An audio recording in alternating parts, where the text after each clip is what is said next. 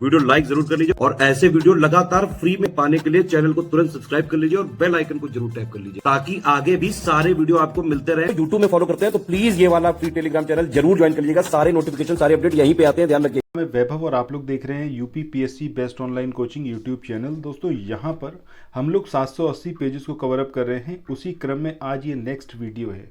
इन 780 pages को हमने start किया है ज्योग्राफी वाले पोर्शन से, जो कि आपका बहुत इंपॉर्टेंट सेक्शन रहता है एग्जामिनेशन में। अगर हम बात करें पीसीएस की या फिर आरओ की, तो आप देखते हैं तकरीबन 30 क्वेश्चंस के आसपास तो यहाँ से आते ही हैं। इतना ज़्यादा इंपॉर्टेंट पोर्शन है ज्योग्राफी, एक मेन जीएस का सब्जेक्ट है। ठीक है, तो यहाँ से हमने स्टार्ट किया हुआ है। काफ़ी कुछ इससे रिलेटेड वीडियोस अभी तक आ चुके हैं, प्लेलिस्ट में जाइए, उनको ज़रूर देखिए।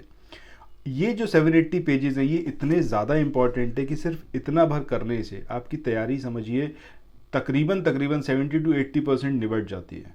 सो यहाँ पर मैं आपको यही सजेस्ट करूँगा कि आप किसी भी एग्जामिनेशन की तैयारी कर रहे हो, क्योंकि इन शॉर्ट यही डिटेल्स हैं, यही फैक्ट्स हैं जो आपसे सेवरल एग्जामिनेशन में पूछे जाते हैं। ठीक है, तो किसी भी एग्जामिनेशन की तैयारी कर रहे हो आपको यहाँ पर इन पूरे वीडियोस को ज़रूर देखना चाहिए। वीडियोस की लेंथ बहुत शॉर्ट रखी गई है, 10 से 15 मिनट के बीच में वीडियो ख़त्म होता है। सो डेली बेसिस पर ये वीडियोज़ आ रहे हैं, इनको आप कवर अप करते रहिए, अपने प्रॉपर नोट्स बनाते रहिए। इफ़ इन केस आपने स्टडी फॉर सिविल सर्विसेज के पेड इनिशिएटिव्स को ज्वाइन नहीं किए, अदरवाइज सबसे अच्छा तो यही है आप उसको ज्वाइन कर लें। तो उसके बाद ये पीडीएफ आपके पास होंगी, वीडियो के माध्यम से आप चीज़ों को समझ सकते हैं और पीडीएफ के माध्यम से सेवरल टाइम्स रिवाइज कर सकते हैं। सो आइए अब शुरू करते हैं आज के अपने सेशन को। सो पिछले वीडियो में हमने स्टार्ट करा था उत्तर का जो पर्वतीय प्रदेश है, तो उसी क्रम में हम आगे देखते हैं। हम बात करते हैं हिमालय में।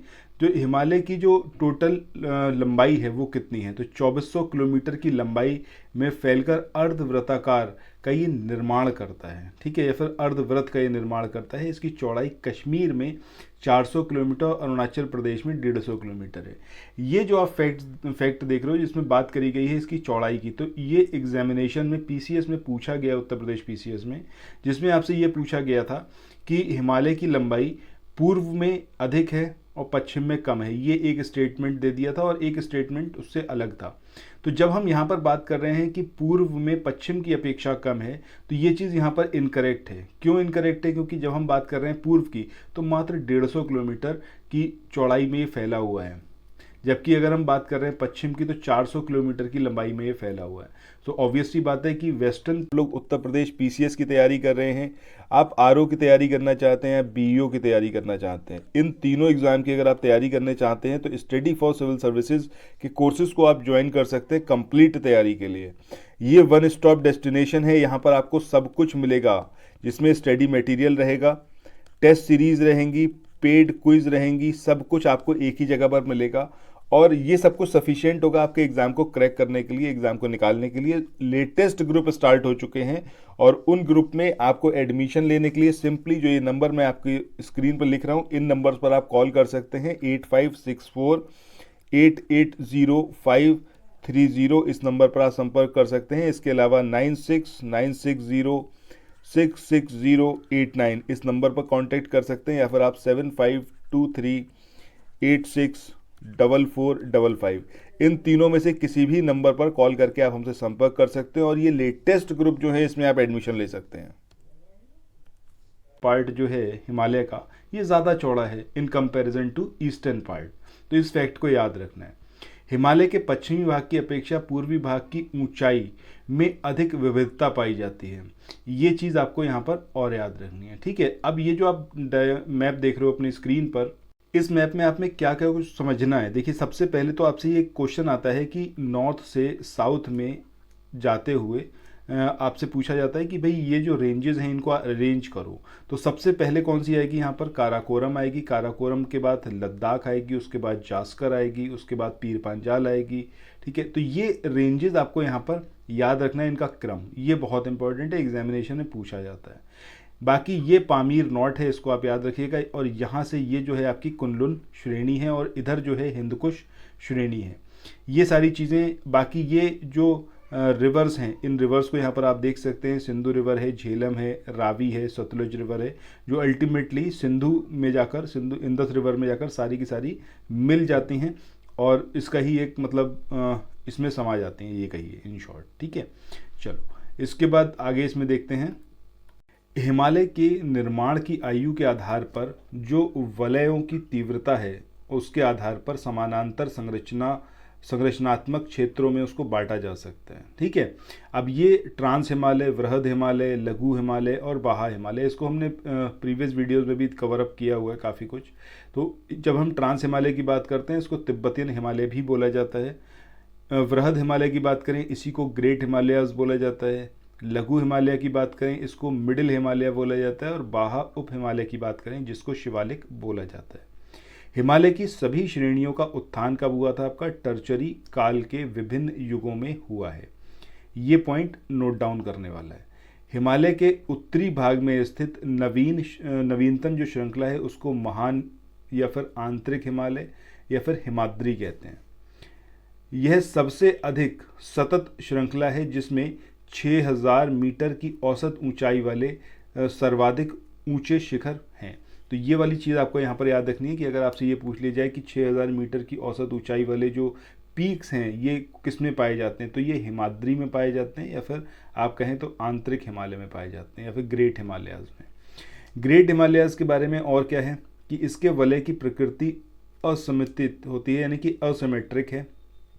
हिमालय के इस भाग का क्रूड ग्रेनाइट का बना हुआ है, ये पॉइंट याद रखना है। और यह श्रृंखला हमेशा बर्फ़ से ढकी रहती है। ऑब्वियस सी बात है, जब इसकी हाइट बहुत ज़्यादा है तो ये यहाँ पर बर्फ़ बहुत ज़्यादा पड़ती है। ठीक है, तो ये पूरा एरिया जो है बर्फ़ से कवर अप रहता है। इसमें बहुत सी हिमानियों का प्रवाह होता है, इसलिए हिमालय से निकलने वाली नदियाँ जो हैं वो सतत वाहिनी हैं। सतत वाहिनी का मतलब है कि साल भर वो बहती रहती हैं। अब ग्लेशियर्स हैं, बर्फ़ पिघल रही है तो वहाँ से कंटिन्यूसली जो है उसमें पानी रहता है रिवर्स में। ऐसा नहीं होता किसी भी सीज़न में ये पानी सूख जाए।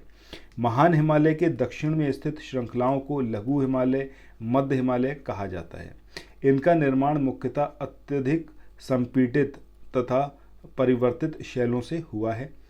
मध्य हिमालय में पीर पांजाल श्रृंखला सबसे लंबी है। ये पॉइंट ज़रूर याद रखिएगा कि पीर पांजाल रेंजेस जो है वो सबसे लंबी हैं।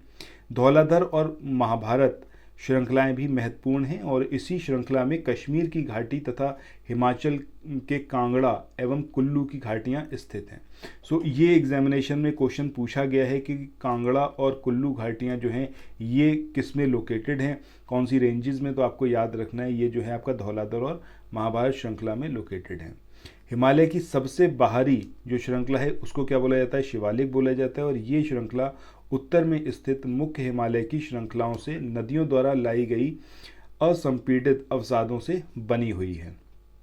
निम्न हिमालय, लघु हिमालय तथा शिवालिक के बीच में जो स्थित है आपकी लंबवत घाटी, इसको दून के नाम से जाना जाता है। और कुछ प्रसिद्ध दूनों की बात करें, इसमें आपका देहरादून है, कोटली दून है और पाटली दून है।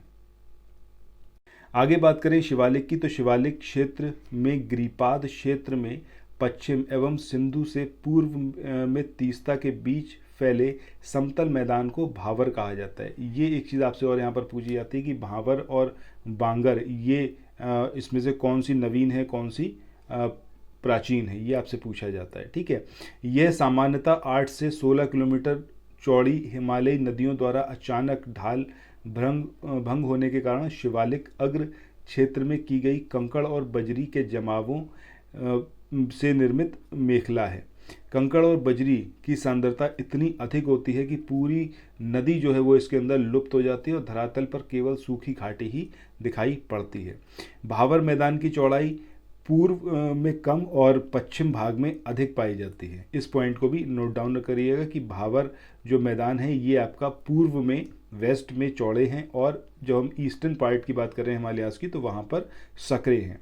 भावर के दक्षिण में 15 से 30 किलोमीटर चौड़ी दलदली क्षेत्र फैला हुआ है जिसे कहा जाता है तराई। तो सबसे पहले क्या आएगा आपका भावर आएगा, भावर के बाद आएगा आपका तराई।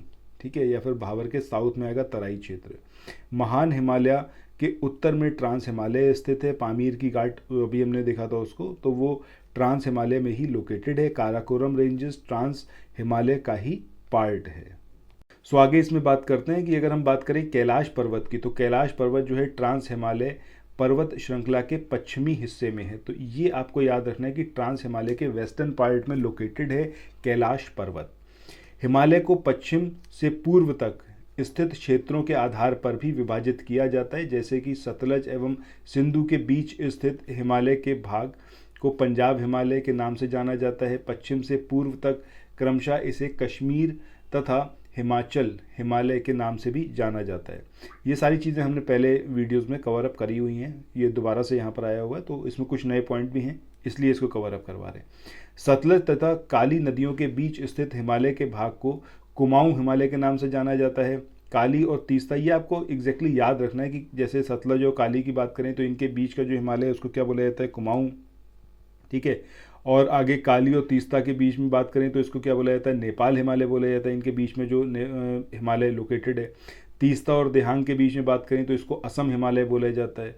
ब्रह्मपुत्र नदी जो है वो हिमालय की सबसे पूर्वी सीमा बनाती है, जैसा आपने अगर मैप में देखा है तो सबसे पूर्वी सीमा बनाती है वो कौन सी, आपकी ब्रह्मपुत्र नदी, इस तरीके से कुछ आती है। देहांग महाखड्ड या फिर गॉर्ज की बात करें तो इसके बाद हिमालय दक्षिण की ओर तीखा मोड़ बनाते हुए भारत की पूर्वी सीमा के साथ फैल जाता है। इन्हें पूर्वांचल या फिर पूर्वी पहाड़ियों के नाम से भी जाना जाता है, और ये पहाड़ियाँ जो हैं उत्तर पूर्वी राज्यों से होकर गुजरती हैं। पूर्वी हिमालय की पहाड़ियाँ अधिकतर समानांतर श्रृंखलाओं एवं घाटियों के रूप में फैली हुई हैं। पूर्वांचल में पटकई, नागा, मिजो, मणिपुर पहाड़ियाँ शामिल हैं। पश्चिमी भाग में हिमालय की श्रेणियों में सबसे दक्षिण में शिवालिक रेंजेस आती हैं। उसके बाद उत्तर की ओर क्रमशः लघु या फिर मध्य हिमालय और उसके बाद महान हिमालयाज आते हैं। अब आप नॉर्थ से साउथ में जाएं तब सबसे पहले महान हिमालय आएगा, फिर लेसर हिमालय आएगा, फिर शिवालिक आएगा। आप साउथ से नॉर्थ की तरफ बढ़ेंगे, ठीक है, तब आपको सबसे पहले क्या, आपको शिवालिक रेंजेस मिलेंगे, उसके बाद आपको लेसर हिमालयाज मिलेंगे, उसके बाद आपको ग्रेटर हिमालयाज मिलेंगे, उसके बाद ट्रांस हिमालय की तरफ जाएंगे, ठीक है। तो भारत की सबसे नवीन पर्वत श्रृंखला ये कौन सी है, आपकी शिवालिक रेंजेस हैं, जो कि आपका वलित पर्वत का उदाहरण है, यानी कि फोल्ड माउंटेन्स का एग्जाम्पल है। आगे हम बात करें जम्मू और कश्मीर की पर्वत श्रेणियों की, ये थोड़ा सा यहाँ पर इम्पॉर्टेंट है, इसको भी हमने काफ़ी कुछ देखा हुआ है। इसमें काराकोरम रेंजेस हो गई, लद्दाख रेंजेस हो गई, जास्कर हो गई और पीर पांजाल। तो ये जम्मू कश्मीर की पर्वत श्रेणियाँ हैं। धारवाड़ क्रम की चट्टानों का निर्माण आर्कियन क्रम की चट्टानों के रूपांतरण अथवा भ्रंशन से हुआ है, और ये शिलाएँ अत्यधिक धात्विक हैं, मेटेलिक हैं। कौन सी, आपकी धारवाड़ क्रम की चट्टानें। ये आपसे एग्जाम्पल मतलब एग्जाम में कैसे पूछा जाएगा, एक स्टेटमेंट वाइज पूछा जाएगा, कि उसमें आपसे पूछ लेंगे, एक स्टेटमेंट लिखा होगा, इसमें आपसे बताया जाएगा कि भाई धारवाड़ क्रम की चट्टानें जो हैं बहुत ज़्यादा धात्विक हैं या फिर अत्यधिक धात्विक हैं, या फिर उसमें स्टेटमेंट कुछ ऐसा होगा कि धात्विक नहीं है। तो ये सारे पॉइंट हैं जो जिनसे ही क्वेश्चन आपसे यहाँ पर पूछा जाता है, जिनमें सोना, लोहा, मैग्नीज, अम्बरक, कोबाल्ट, क्रोमियम, तांबा, टंगस्टन, सीसा, ये सारे जो खनिज तत्व हैं, मिनरल्स हैं, ये पाए जाते हैं। कुडप्पा क्रम की चट्टानों का निर्माण जो है वो धारवाड़ क्रम की चट्टानों के बाद हुआ था। तो सबसे पहले किसका हुआ था, आपका धारवाड़ का हुआ, उसके बाद कुडप्पा क्रम की चट्टानों का निर्माण हुआ है। विंध्यान क्रम की चट्टानों का निर्माण जल निक्षेपों द्वारा तथा कुडप्पा क्रम की चट्टानों के बाद हुआ है। इसके बाद कौन सी आएंगी, आपकी विंध्यान। तो DCV ये क्रम याद रखिएगा, सबसे पहले धारवाड़, उसके बाद कुडप्पा, उसके बाद विंध्यान। ये एक क्वेश्चन पूछा गया एग्जामिनेशन में, जिसमें आपको ये चट्टानें दी हुई थी, आपसे पूछा गया था इनको अरेंज करके बताओ कि सबसे पहले कौन सी है, ये सबसे बाद में है, फिर इसको क्रमबद्ध तरीके से, इस तरीके से क्वेश्चन यहाँ पर एग्जामिनेशन में आ चुका है। सो आगे इसमें हम बात करते हैं, ठीक है। अब विंध्यान क्रम की चट्टानों का निर्माण जल निक्षेपों द्वारा कुडप्पा क्रम की चट्टानों के बाद हुआ, जिसको भी हमने देखा। इसमें जो है वो चूने का पत्थर, बलुआ पत्थर, चीनी मिट्टी और वर्ण मिट्टी ये प्राप्त होती है। सो आपसे इस तरीके से भी आ सकता है कि आपसे पूछा जा सकता है कि निम्न में से किस प्रकार की चट्टानों में बलुआ पत्थर पाया जाता है। अब इसमें आपको धारवाड़ क्रम की चट्टान दे देंगे, कुडप्पा की दे देंगे, और आपसे जो विंध्यान है इनके बारे में यहाँ पर पूछा जा सकता है, ठीक है। तो आपको यहाँ पर आंसर क्या लगाना है, विंध्यान क्रम की चट्टानें। विंध्यान क्रम की चट्टानों में काफ़ी समय के बाद जो है गोंडवाना क्रम की चट्टानें, गोंडवाना सबसे आखिरी में आएगा। अब गोंडवाना में क्या, कोयला पाया गया, ठीक है, बहुत ज़्यादा मात्रा में यहाँ पर क्या है, कोयला है। अब भारत का अधिकांश कोयला जो है वो गोंडवाना से ही प्राप्त होता है, इस क्षेत्र से, और इस क्षेत्र का कोयला जो है वो उच्च श्रेणी का होता है, जिसमें यहाँ सर्वाधिक बिटुमिनस कोयले की प्राप्ति होती है। ये एक पॉइंट आपको इसके बारे में और याद रखना है कि सबसे ज़्यादा जो बिटुमिनस कोल प्राप्त होता है वो किसकी कौन सी क्रम की चट्टानों में है, वो है आपका गोंडवाना क्रम की चट्टानों में। ठीक है, गोंडवाना क्रम की चट्टानों में सबसे ज़्यादा क्या है, बिटुमिनस कोयले की प्राप्ति होती है और इसमें सल्फर की मात्रा न्यून होती है, मतलब इसमें सल्फर सबसे कम होता है। यहीं तक आज हम कवर अप करते हैं। नेक्स्ट जो वीडियो आएगा उसमें हम आगे चलेंगे और आगे बात करेंगे ये जो रेंजेस आप देख रहे हो, धौलाधर, जास्कर, लद्दाख, काराकोरम, इस सबको आगे हम नेक्स्ट वीडियो में कवर अप करेंगे। ये सेशंस छोटे हैं, कम टाइम का ड्यूरेशन रखा गया है। रीज़न बीइंग कि आप धीरे धीरे करके सारी चीज़ें कवर अप करें, एक दिन में सब चीज़ नहीं कवर अप करवानी है, क्योंकि उसमें आप रिवाइज़ नहीं कर पाते हैं। आपको डेली करना ये है कि आप वीडियो जब ये वाला कंप्लीट हो जाए इसको देख लें। सबसे पहले आप जो प्रीवियस वीडियो था उसका आपने जो अपना माइक्रो नोट्स बनाया था उसको उठाइए, एक बार उसको रिवाइज करिए। ठीक है, तो ये एक आप अपना हैबिट बना के रखिए कि जब भी कोई नया वीडियो देख रहे हैं तो प्रीवियस वीडियो को रिवाइज ज़रूर करें। चलिए, इसी के साथ आज के इस वाले सेशन को यहाँ पर एंड करते हैं। चैनल अगर आपने सब्सक्राइब नहीं करा है तो आई सजेस्ट यू कि चैनल को सब्सक्राइब करिए और नोटिफिकेशन बेल के आइकन को ज़रूर प्रेस करिए। Thank you so much.